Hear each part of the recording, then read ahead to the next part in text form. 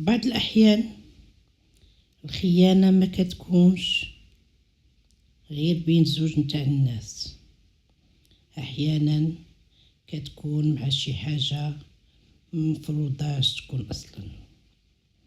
قصة الليلة بدات بشك بسيط بين زوج والزوجة ديالو، ولكن سالات بسر ما قدر حتى واحد يفسرو. كان واحد الرجل سميتو مراد متزوج مع واحد المرأة سميتها سلمى منذ 3 سنين. حياتهم كانت عادية هادئة، ولكن في شهر واحد تبدلات سلمى، ولات كتنعس بكري، ولكن في 3 الصباح مراد كيحس بحركة، كيقوم كيلقاها حداه نايمة، ولكن كيسمع خطوات في الصالون. كيخرج ما كيلقى حتى حد.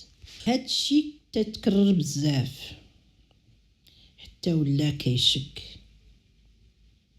نهار لقى هاتفها فيه منبه في 2:45 ليلا. سولها علاش دايراه، قالت له غير بالغلط، ولكن داك الليلة بدا كيحس انها كتخرج من الفراش وكترجع. مراد قرر يدير كاميرا صغيرة في الصالون، ما قال ليها والو. في الصباح شاف التسجيل 2:58. سلمى ناضت، لبست حوايجها السود، مشات للباب. الصدمة الباب تحل بوحدو. خرجت وكان شي حد كيتسناها.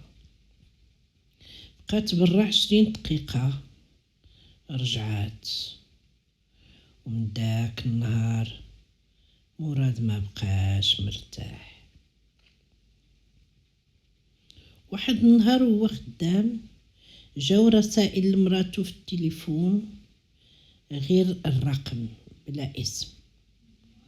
فتح الهاتف لقى مكتوب اشتقت لك، غادي نكون الليلة في بلاصتنا.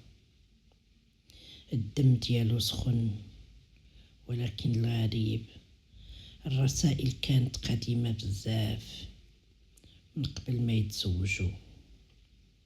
آخر رسالة: حتى الموت ما يفرقناش.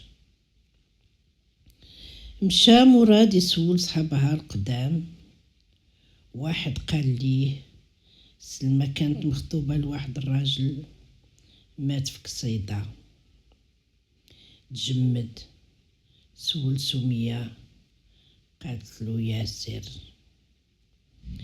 رجع للدار، قلب في الصور القديمة، لقى صورة سلمى وموراها راجل واقف، نفس الوجه اللي في الصورة القديمة ديال الحادثة. قرر مراد يبقى صاحي. في 3 الليل سلمى ناضت، خرجت، تبعها، مشات للمقبرة القريبة، وقفات قدام واحد القبر. قالت أنا جيت، وسمع صوت راجل: بقيتي وفيتي بالوعد. مراد جمد، ما كان حتى واحد، ولكن الصوت كان واضح. قال الصوت: وما غاديش يبقى طويل.